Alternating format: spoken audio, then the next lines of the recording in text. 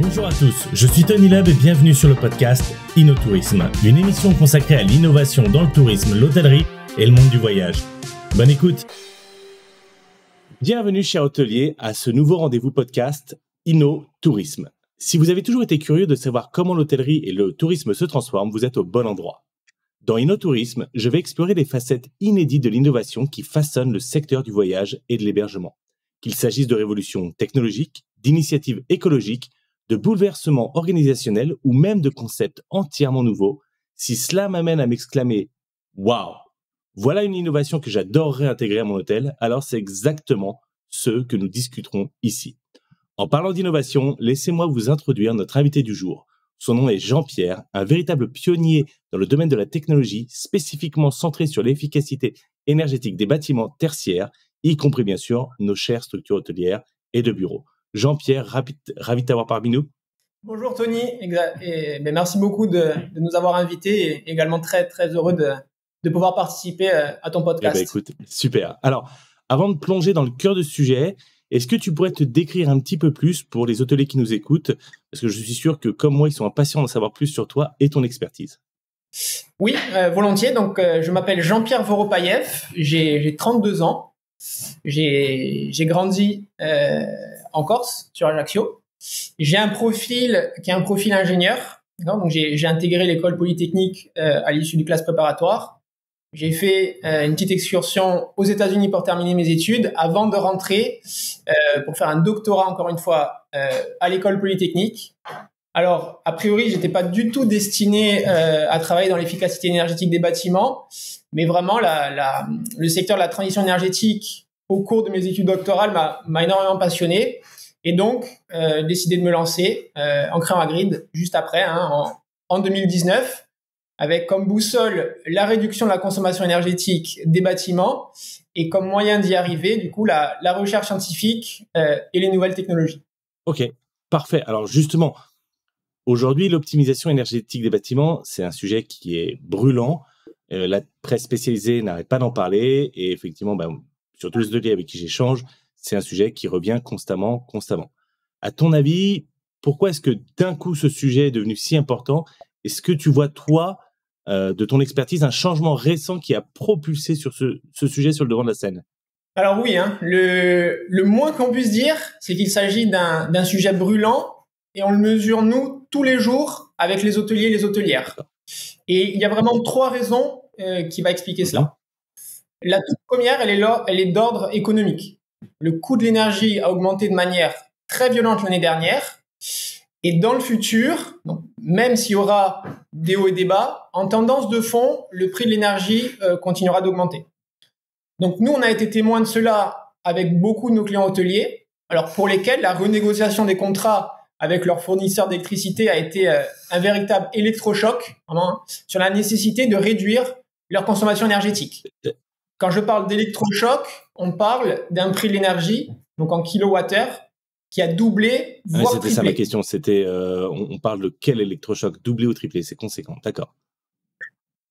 Et ces augmentations s'expliquent par plusieurs choses. Donc effectivement, l'année dernière, tension géopolitique et donc qui emmène une contraction de l'offre et donc un véritable choc qui font que les prix s'enflamment. Mais il y a également une tendance de fond où notre énergie bon marché en France s'est longtemps reposée sur un parc nucléaire qui vieillit et qu'il faut maintenant entretenir, renouveler. Et ça a un prix. Sans oublier les investissements qu'on fait de plus en plus dans les énergies renouvelables. Voilà. Ça, c'est ce qui explique l'augmentation du prix.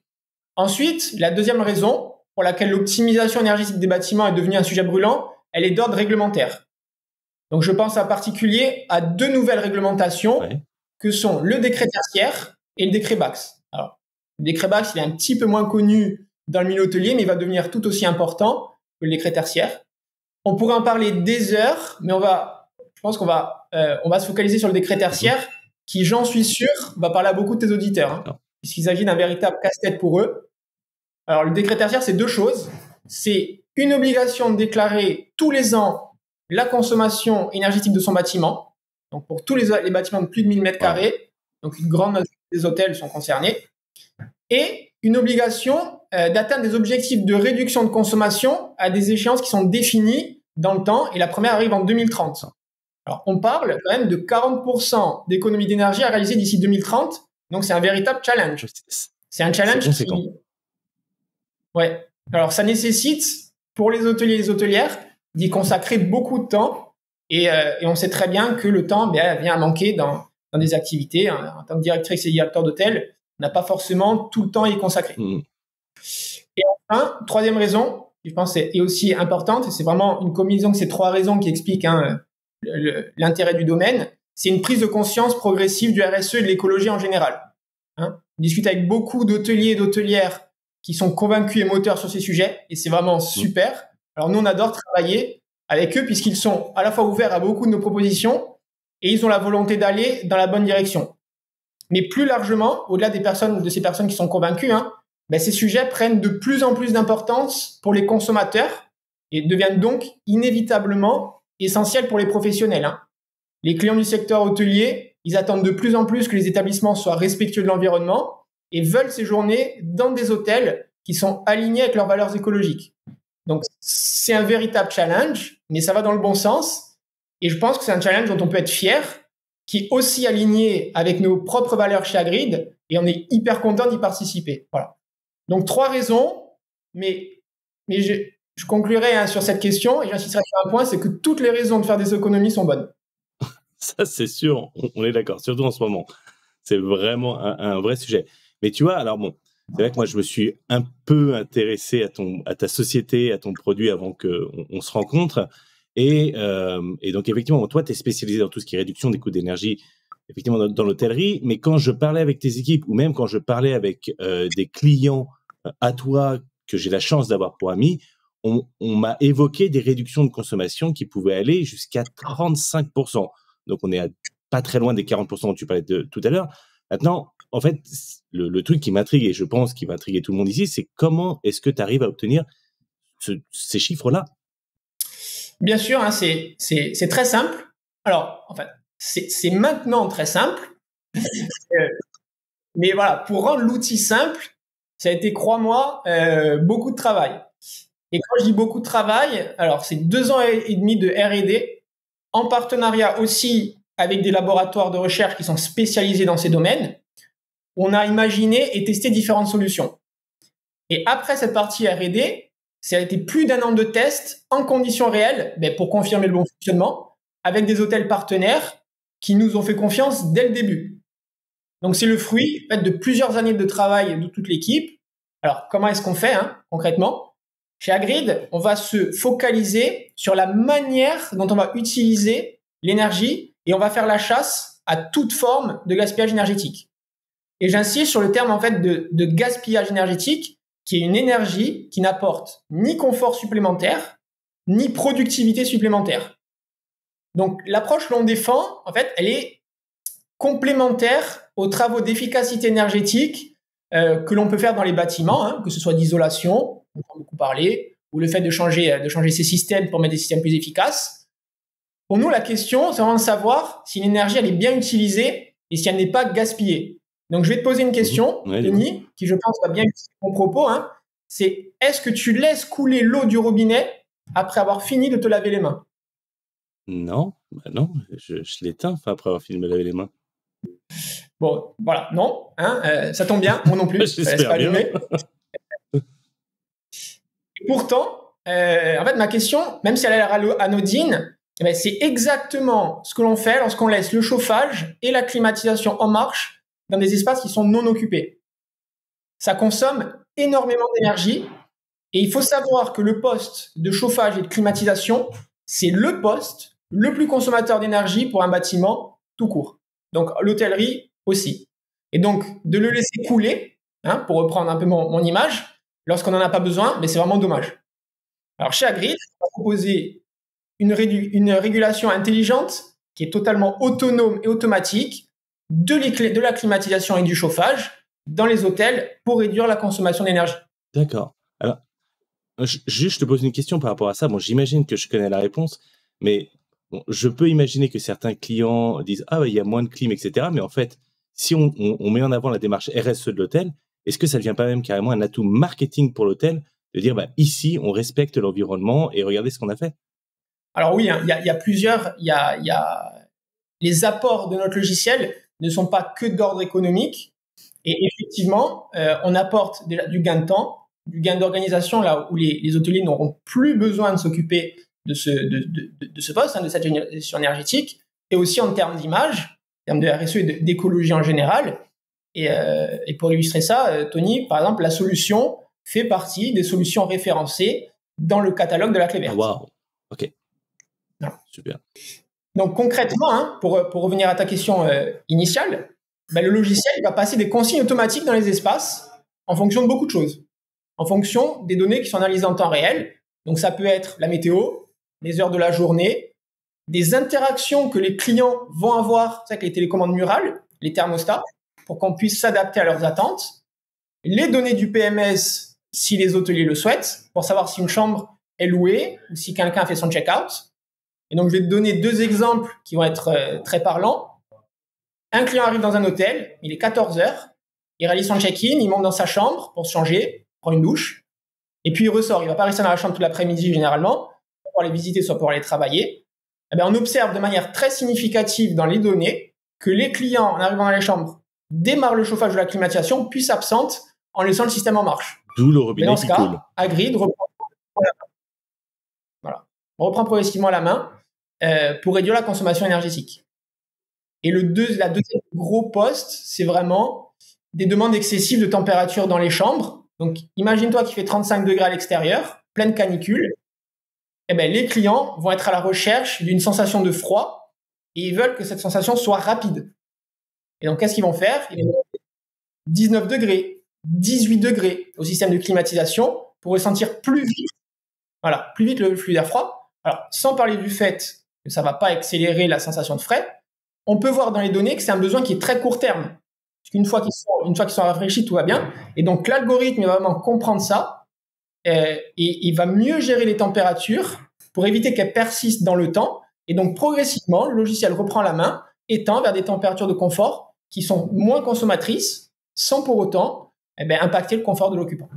Voilà. D'accord. Mais alors, justement, pour rester dans des cas concrets pour les hôteliers qui nous écoutent, en fait, finalement, tout ce que tu me dis là, comment ça va s'intégrer dans leur quotidien et dans le quotidien des clients également? Là, tu m'as donné quelques exemples, mais tous les jours, comment ça s'intègre?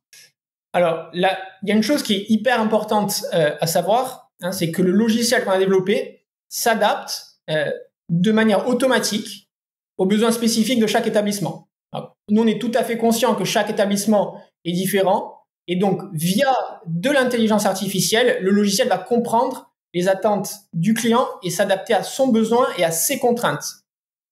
Et en plus de cela, le logiciel va agir dans un cadre strict qui est défini par les gérants d'hôtel et qui peut, s'il le souhaite, évoluer dans le temps. Je pense par exemple à des plages de température que les gens peuvent renseigner et qui vont encadrer finalement les actions du pilote. Hein, c'est vraiment hyper important. Ces réglages. Donc, c'est vraiment personnalisable à chaque hôtelier, chaque client. Exactement. Ça s'adapte à la demande du directeur ou de la directrice et c'est pour cela que le logiciel peut tout aussi bien s'installer dans des établissements de 3, 4 ou 5 étoiles. Et ensuite, pour de ta question, hein, comment on s'adapte aux occupants dans les espaces? On va s'adapter effectivement à leurs demandes, donc à la fois les occupants des espaces communs et évidemment des chambres. Ils vont garder le contrôle et peuvent interagir avec les télécommandes murales de la même manière qu'ils font habituellement. On a vraiment beaucoup travaillé pour justement ne pas changer la manière dont les occupants ont l'habitude de se comporter. Et ce sont les algorithmes d'intelligence artificielle qui s'adaptent en temps réel pour prendre en compte les attentes des clients. Et ces attentes, en fait, elles se manifestent via les actions que ces clients peuvent avoir sur les télécommandes murales. Donc vraiment, je veux bien rassurer sur un point. Hein, ce n'est pas la machine qui va décider de ce qui se passe en ignorant les demandes des occupants. Hein. C'est l'occupant conserve la main. La machine prend le relais. C'est ça. Oui, donc en fait, ta solution est complètement invisible dans l'hôtel. Exactement. Exactement. Et elle est invisible puisqu'on fait en sorte de passer les consignes au bon moment pour ne pas impacter le confort. Et le dernier point, désolé, hein, le dernier point, je l'ai évoqué, c'est si notre client le souhaite, on peut se connecter au PMS, d'accord? Donc, pour prendre en compte l'occupation des chambres et agir en conséquence, c'est pas nécessaire. Le logiciel peut très bien fonctionner sans, mais ça va augmenter un petit peu son efficacité parce qu'on lui rajoute davantage de données.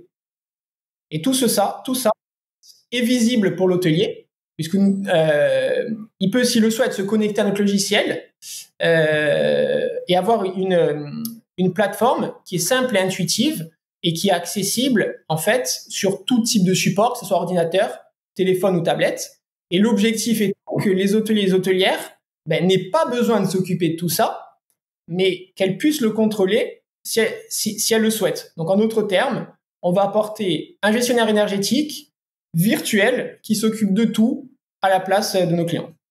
Ok, alors moi je suis convaincu. De toute façon, j'étais déjà convaincu avant qu'on se parle. Maintenant, je suis encore plus convaincu. Maintenant, j'imagine que tout ça a un coût. Et effectivement, un atelier, c'est quand même avant tout un entrepreneur, même s'il a envie de prendre soin des clients, prendre soin de l'environnement, etc. Il doit quand même veiller à la santé financière de son établissement. Donc, en fait, concrètement, disons pour un hôtel de 50 chambres, combien tu peux espérer économiser en installant une solution comme Agreed? Oui, très, très bonne question, hein, et je pense la question centrale, en fait, hein, pour être tout à fait honnête. Nous, on a bien en tête la problématique financière des clients hôteliers, et c'est même un sujet pour nous qui nous concerne puisqu'on est aussi entrepreneur. Alors, le logiciel, il permet une économie d'énergie comprise entre 20 et 35%, comme tu le disais, sur la facture d'énergie totale.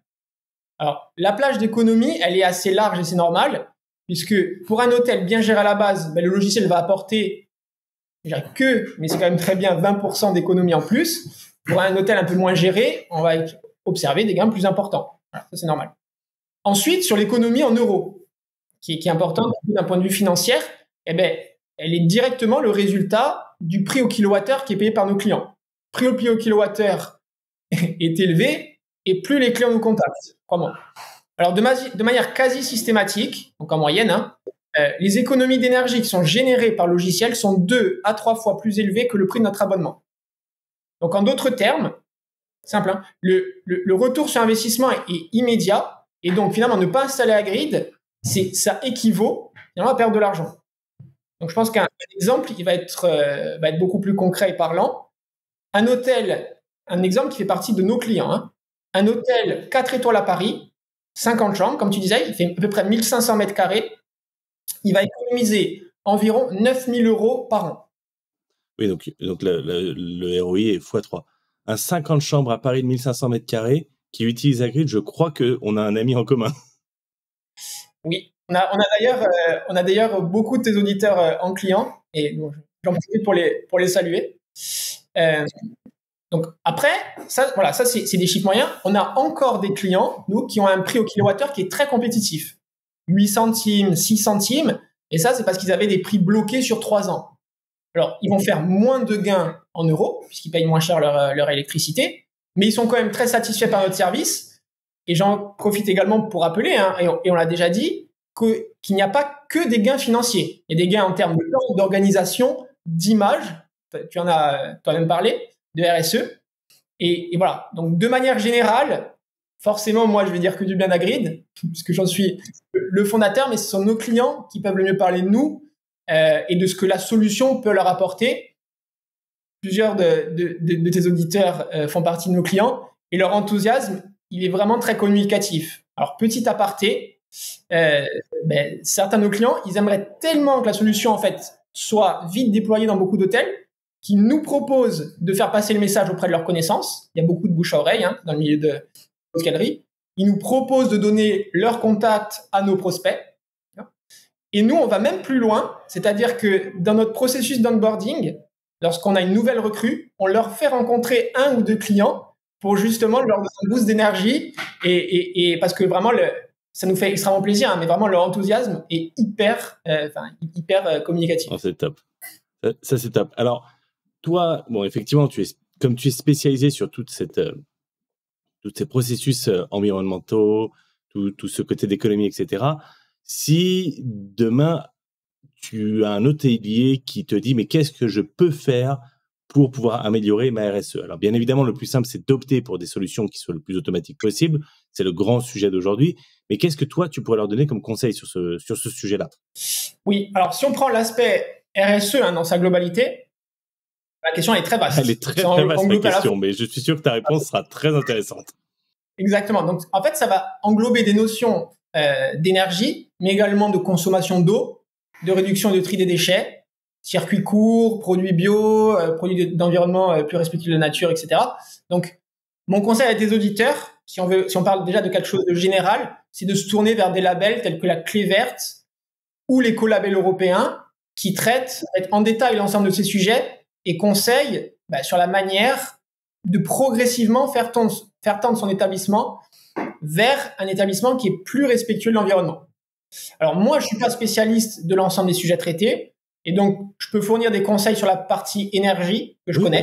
C'est déjà ça, alors, vas-y. On est preneur. En termes d'énergie, je pense, de manière générale, pas que dans l'hôtellerie, c'est hyper important d'avoir des ordres de grandeur en tête. Alors, le plus consommateur dans un bâtiment, on en a déjà parlé, c'est le fait de chauffer ou de refroidir. Que ça soit chauffer ou refroidir de l'air, donc pour le chauffage de la climatisation, ou de l'eau pour l'eau chaude sanitaire. Donc, pour faire les plus gros gains, il faut s'occuper de ces postes-là en priorité.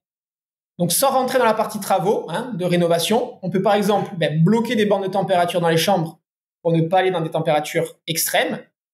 La Clé verte recommande 22 degrés au minimum en climatisation et 22 ou 23 degrés en mode chauffage. Donc, déjà avec ça, on va faire des gains. Ensuite, et pour moi, on en parle finalement trop peu, je conseille de faire attention au surconfort.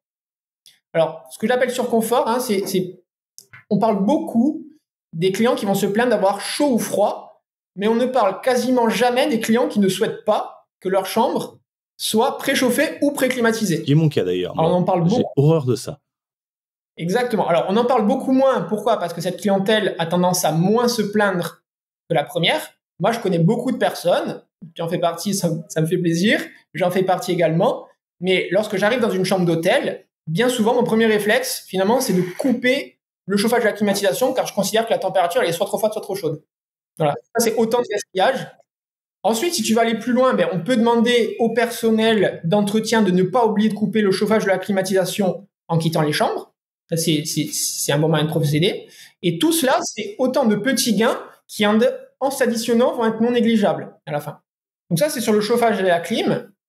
Ensuite, sur la partie eau chaude sanitaire, le fait d'installer des mitigeurs de douche ou des pommeaux qui permettent de réduire la consommation d'eau, ça va être bénéfique à deux niveaux. Numéro 1, on va réduire la consommation d'eau et c'est bien. Mais c'est aussi une bonne chose d'un point de vue énergétique parce que c'est autant d'eau à ne pas chauffer. Et enfin, si on souhaite, alors on conseille effectivement de changer l'ensemble des ampoules pour passer sur la technologie LED à basse consommation, mais encore une fois, l'éclairage n'est pas le poste le plus consommateur. Ah, donc tu veux dire que quand ma mère me disait tout le temps quand j'étais petit, Tony, éteins la lumière quand tu sors d'une pièce, en fait, c'était pas en fait, c'est moi qui avais raison quand j'étais gamin? Alors non, tu avais tort. Désolé de te le dire. Tous les petits gains sont bons à prendre, mais par contre, effectivement, le premier conseil est de couper le chauffage de la climatisation en sortant de... Ok, j'ai compris. Alors, moi, si tu veux, tout ça, bon, quand je t'écoute, quand j'entends tout ça, je me dis, mais c'est super, et je suis le premier, moi, à essayer d'être écolo, et si j'avais un hôtel, avoir un hôtel éco-responsable, mais j'ai toujours l'idée que ça peut coûter, en fait, une fortune de transformer ton hôtel en un hôtel éco-responsable. Mais encore une fois, je suis pas un expert sur le sujet. Donc, moi, je voulais te demander à toi, à ton avis, qu'est-ce qui serait nécessaire pour qu'effectivement, en fait, ton hôtel devienne totalement éco-responsable? Et est-ce que ce serait rentable? Alors, ton a priori, il est en partie vrai, Tony. C'est, si on parle, donc ici, de la consommation énergétique, le sujet, habituellement, il va être traité sous l'angle classique des travaux de la rénovation. C'est ça, ce qui coûte une fortune. Alors, les travaux, effectivement, les travaux d'efficacité énergétique présentent plusieurs caractéristiques qui ne plaisent pas forcément aux gérants d'hôtels.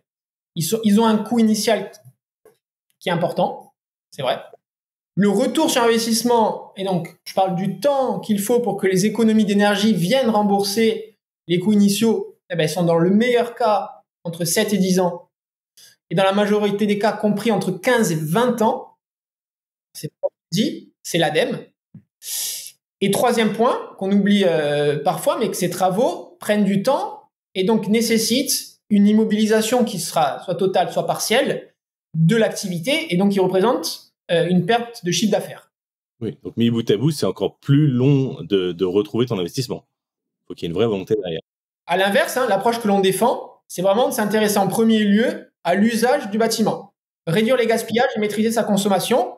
Alors, non seulement ça ne coûte pas une fortune, puisqu'on n'effectue pas de travaux, mais ça permet même de faire des gains. On a vu des gains qui sont immédiats, qui sont récurrents, et qui permettent même à terme de rendre rentables des solutions d'efficacité énergétique sous forme de travaux. Alors, on l'a évoqué, mais pour qu'un hôtel devienne éco-responsable en ce qui concerne sa consommation d'énergie, c'est la troisième fois que je le répète, mais c'est tellement important, c'est que la première étape est de maîtriser le poste le plus consommateur, chauffage, climatisation. C'est plus de 50% de ta consommation. Et donc, on se focalise sur ça. Ensuite, l'eau chaude sanitaire et dans une moindre mesure, l'éclairage.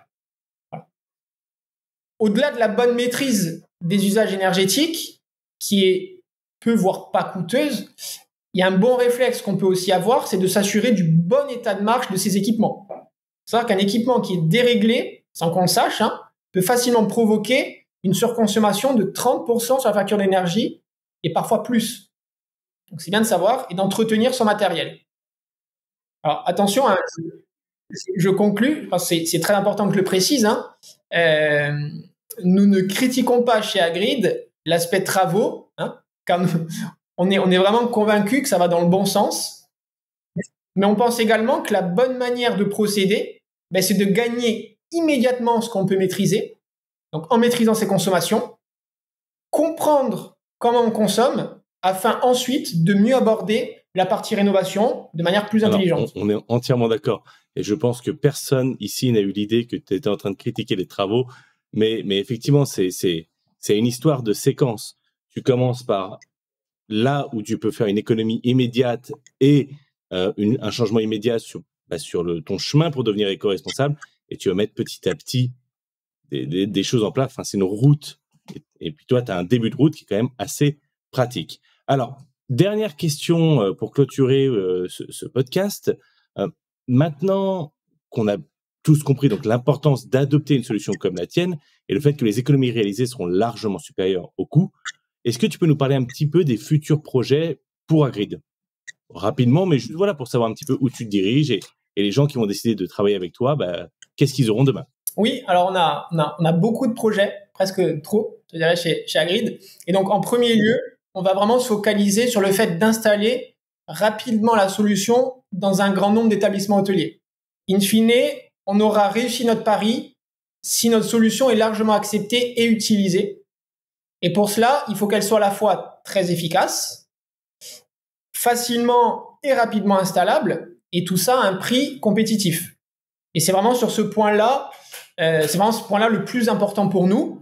Et donc, pour cela, on va travailler énormément sur le fait d'augmenter la compatibilité de notre logiciel à tout type de chauffage, de système de chauffage et de climatisation, et aussi au fait de pouvoir gérer l'ensemble des gros postes de consommation énergétique en y ajoutant à court terme la gestion de l'eau chaude sanitaire, le deuxième plus gros poste de consommation, le contrôle de la ventilation, qui permet d'éviter aussi de consommer moins de chauffage et de climatisation, la gestion des spas et piscines, très consommateurs, encore une fois du chauffage, et la recharge des véhicules électriques, qui est un vrai sujet pour les hôteliers qui bénéficient d'un parking. Voilà. L'intelligence dans le bâtiment, elle arrive à marche forcée, ça c'est une certitude. Nous voulons continuer à y contribuer. Et en plus de cela, donc je clôturerai et j'arrêterai d'en parler parce que je pourrais en parler des heures. C'est sûr, c'est ta passion en même temps, c'est normal.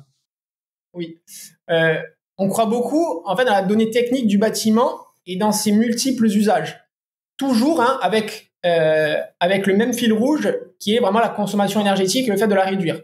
Par exemple, on en a déjà parlé, mais le fait d'avoir une meilleure maintenance des systèmes, donc savoir tôt lorsque les systèmes se dérèglent et fonctionnent dans un mode dégradé, permet d'éviter toute la surconsommation qui en découle. Ensuite, le fait d'utiliser la donnée pour réaliser de manière systématique et automatique une vraie modélisation thermique des bâtiments et ensuite de conseiller sur les évolutions futures les plus pertinentes en ce qui concerne les travaux à réaliser. Parce que vraiment, on a accès à une donnée qui est très riche. À la fois, on a accès aux données de consommation énergétique, de confort, d'occupation, de météo, etc., etc. En plus, sur des laps de temps qui sont conséquents et qui nous permettent vraiment de comprendre comment consomment les bâtiments et qui permettent de donner des conseils personnalisés sur comment aller plus loin en rénovant de manière intelligente. Voilà. Donc, comme tu le vois, on a beaucoup d'envie et d'énergie, mais en tout cas, une chose est sûre, c'est qu'on va continuer, nous tous, en tant qu'équipe, à se mettre au service des besoins de nos clients et leur apporter des solutions, certes concrètes, mais surtout efficaces. Écoute, merci, ça fait rêver. Donc on voit que tu as beaucoup de projets, tu as l'intention d'aller bien plus loin. Voilà, on va conclure ici en fait cette petite introduction sur cette innovation que moi j'ai trouvée. Enfin, je sais que je vous ai rencontré vraiment par le plus grand des hasards et j'ai eu un coup de cœur. Je me suis dit mais c'est génial, si moi j'avais ça dans mon établissement, si j'avais un hôtel, c'est ça que je prendrais directement. Donc Jean-Pierre, je te remercie grandement pour ta participation. C'était super, très efficace, très clair, très concis, j'ai adoré. Et je vous invite tous, si jamais vous voulez en savoir plus sur Agreed, vous pouvez les contacter sur leur site web www.a-du6grid.com et ou au téléphone 07 63 72 80 82. Jean-Pierre, merci beaucoup. Ciao. Merci d'avoir écouté cet épisode d'InnoTourisme. Si vous souhaitez participer à cette émission, contactez-moi sur mon site tonyloc.com. À très bientôt.